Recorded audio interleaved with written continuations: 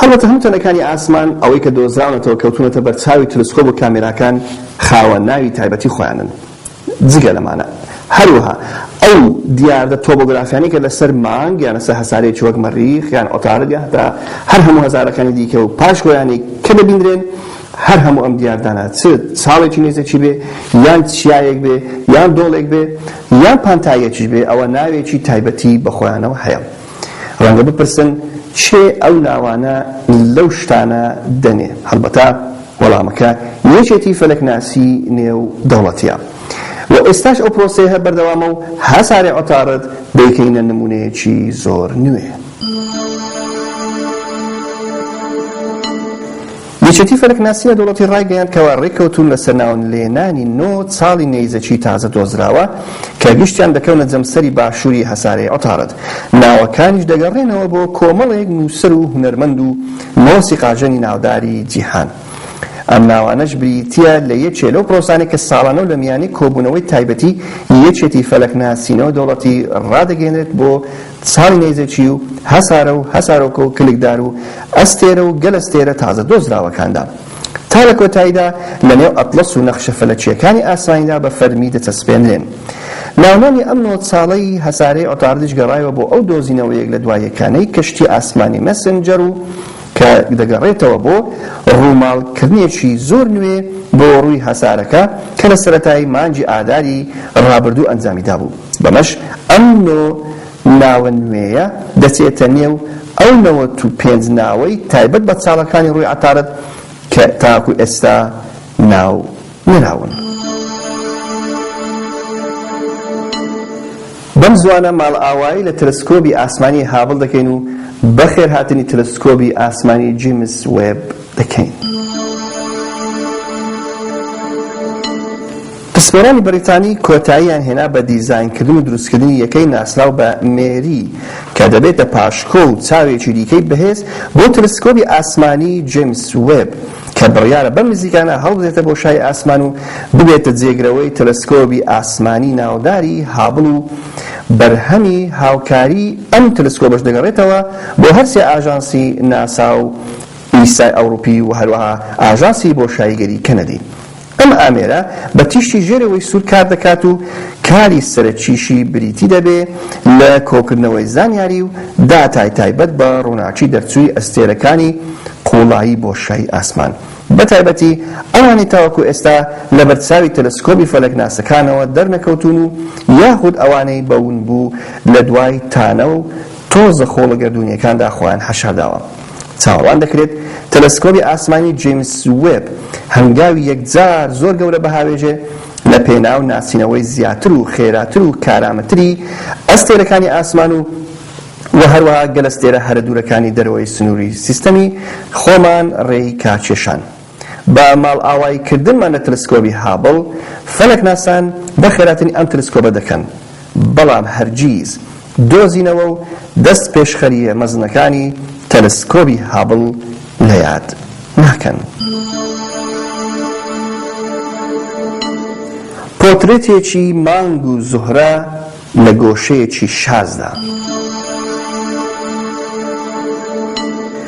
زەوی شوەک و هەسارەکانی نێو سیستەمی خۆر تیشک دەداتەوە کاتێک ئەو تیشکەش بەر ڕووی تاریکی یان سێبەری مانگ دەکەوێت بەتایبەتیش لە سەرەتای لەدایکبوونی هیلالی نوێدا ئەوە ئەو ناوچەیە ڕووناک دەکاتەوە. بەو پێی کە قەبارەی زەوی 3 جار لە مانگ گەورەترە ئەوە ڕەسەن بەبێ هیچ لێکدانەوەیەک فەلەکناسان هەست بەوە دەکەن کە تیشتی زەوی زۆر بەهێزە و یان ڕووناچی پەرزبۆی زەوی بەهێزە و لایەکەی دیکەی مانگ ڕووناک دەکاتەوە. لەم دیمەنەدا هیلالی مانگ پێش دەرکەوتنی بە تەواوی و لایە ڕووناکبۆکەی ئینجا هەسارەی بریقەداری زوهرەش لە سەروی دەستە ڕاستدا ئاسمانی چیای سێرا گواداراما لە نزیک مەدریدی پایتەختی ئیسپانیایان ڕازاندۆتەوە. ئازیزان، دیاردەی گەشتبوونەوەی لای سێبەری مانگ بەهۆی ڕووناچی بەرکەوتووی زەویەوە بە ڕۆشنایی زەوی یان ئێرث شاین ناسراوە. گەردەلوولێکی تۆز و خۆڵ، بەڵام نەک لەسەر زەوی بەڵکو لەسەر مەریخ. ناسنامەی ئەم وێنەیە A Dust Devil of Mars وێنەیەکی سەرنجڕاکێشە کە بە کامێرای بەهێز و توانای مانگی دەستکردی یان کەشتی ئاسمانی بڵێن مارس ریکۆنسیەنس ئۆربیتەرەوە و لە بەرزایی 300 کیلۆمەتر لەسەر ئاستی ڕووی مەریخدا وەرگیراوە. ئەمە دیمەنی گەردەلوولێکە و لە ناوچەی ناسراو بە پانتاییەکانی ئامازۆنیس لە باکووری مەریخدا سەری هەڵداوە. تیرەی بنکەی ئەم گەردەلوولە گەیشتۆتە 30 مەتر و پێدەچێ بڕێکی زۆر لە تۆز و خۆڵی خاچی هەسارەی مەریخ بەرز کردبێتەوە چینە بەرزەکانی هەوا.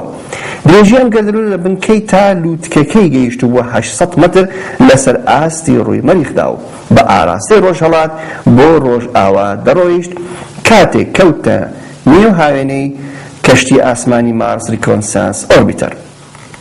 هۆکاری دروستبوونی ئەم دیاردەیە لەسەر مەریخ وەکو زەوی بریتیە لە بەرزبوونەوەی پلەی گەرمی ڕووی هەسارەکە و سەرهەڵدانی جیاوازیەک لە نێوان تەوژمی بای سارد و بای گەرم کە ئەمەش وا دەکات بای لول خواردوو دروست ببێت و لە کۆتاییدا جێژەڵوکەیان گەردەلوولەی بچووک بنێتەوە.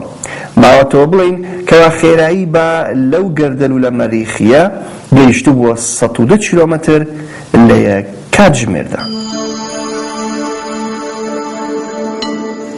هەوری شەشلایی لە ئاسمانی زوحەلدا لە میانەی خولانەوەی کەشتی ئاسمانی ناوداری کاسینی بەسەر ناوچەی جەمسەری باشووری زوحەلدا کامێراکانی بە وردی سەیری ئەو پەڵە هەورە مەزنەی کرد کە لە جەمسەری باشووری هەسارەی جوان و قەشەنجی زوحەل جێگیر بووە و خاوەن شێوازێکی شەشلایی زۆر سەیرە و لە هەمان کاتدا سەرنجڕاکێشە و هەرخۆیشی دەوری جێژەڵوکەیەکی دیکەی داوە لە ناوە خۆیدا. تیرەی ئەم پەڵە هەورە مەزنە شەشلایە دەگاتە 25,000 کیلۆمەتر واتە شوێنی 4 گۆی زەوی وەک زەوی خۆمان با بڵێن لە نێو ئەم پەڵە هەورە گەورەیەدا دێدەبێتەوە. لە هێڵی پانی 77 فرە لە باشوور تا خاڵی سفری جەمسەری باشووری ئەم هەسارەیەدا لە ڕێگەی ئەم پەڵە هەورە مەزنەوەدا پۆشراوە. خێرایی خولانەوەی تەواوی ئەم بارستە هەوریە دەگاتە 354 کیلۆمەتر لە یەک کاتژمێردا. جێگای ئاماژە پێدانە کەوا بۆ یەکەم جار لە هەشتاکانی سەدەی ڕابردوو بەهۆی کامێرای کەشتی ئاسمانی ڤۆیجەر 1 دیمەنی ئەم ناوچە هەوریە نامۆیە کەوتە بەرچاو دەرکەوت کەوا شکل و شێوازی ئەم پەڵە هەورە بەهۆی گۆڕانکاریەکانی پلەی گەرمی لە ڕێگەی گۆڕانکاری دابەشبوونی پلەی گەرمی بەهۆی چواوەرزەکانی زوحەل لە کاتی خولانەوەی بەدەوری خۆردا سەری هەڵداوە و لەو کاتەوە تاوەکو ئێستا هەروەکو خۆی ماوەتەوە.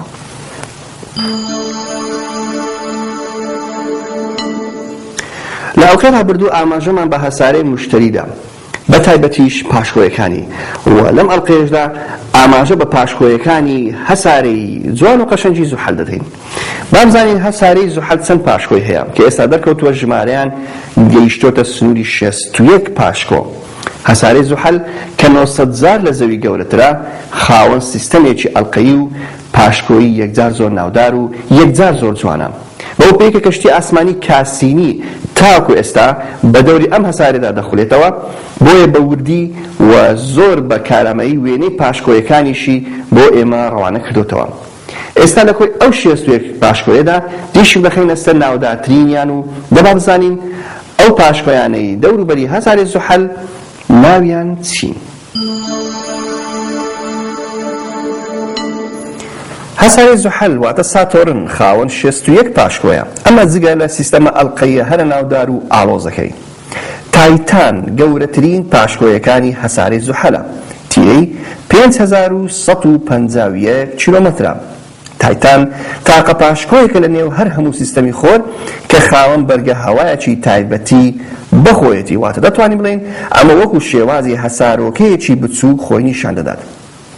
پاشکۆیەکانی دیکەی هەسارەی زوحەل کە وێنەیان گیراوە و زۆر ناودارن ئەمانەی خوارەوەن: ڕیا، ئایاپیتۆس، دایۆن، تیفس، ئینسیلادۆس، مایماس، فیبی، ئینزایانۆس، ئیفیمیپۆس، پەندۆرا، ئەتلەس، هێلین، تەلیستۆ و هەروەها کالیپسۆ. بینەری خۆشەویست، ئەمە تانەی سەحراوی NGC 2264 تابلۆیەکی مەزنی خودایی لە نێو کەلووی ناسراو بە کەرکەدەن واتە مۆنۆسیرۆس. ئەمە کەوتۆتە بەرچاوی فەلەکناسان و ماوەیەکی یەکجار زۆرە لێکۆڵینەوەی لەسەر ئەنجام دەدەن. ئەم ناوچەیە بریتیە لە پانتاییەکی مەزنی پڕ لە گازی نێو ئەستێرەی گەش و ڕووناک و لەگەڵ چەندین ئەستێرەی زۆر گەرم و ڕەنگشینی تازە لەدایک بوو. ئەمەش جگە لە ئەستێرەکان و لە بوونی بڕێکی یەکجار زۆر لە گازی نێو ئەستێرەیدا، بڕێکی یەکجار زۆریش تۆز و خۆڵی گەردوونی لە نێو ئەم ناوچەیەدا پەرشوبڵاو بۆتەوە و لەسەر شێوەی ڕووبەری تاریک بەدیارکەوتوونە. تیرەی تانەی NGC 2264 دەگاتە 40 ساڵی ڕۆناچی. وەکو ئەڵلقەکانی پێشتری دیسان ئاماژەی پێدەدەم ئازیزان، ئەگەر ئێمە بە خێرایی 300,000 کیلۆمەتر لە یەک چرکەدا بڕۆین، ئەوە بە 40 ساڵ لەو سەریتانەکە دەچینە ئەوسەر. لە بەشی سەرووی دەستە ڕاستدا شێوەیەکی سێگۆشەیی دوولایەکسانمان دەکەوێتە بەرچاو. ئەمەش ناسراوە بە تانەی کۆن یان کۆن نەبیولا. ماوە نێوان ئێمە و ئەم تابلۆیە گەردوونیە دەگاتە 2700 ساڵی ڕۆناچی. ئەڵقەی ئەم جارەش بە کۆتا هات تا دیدارێکی نوێ خواتان لەگەڵ.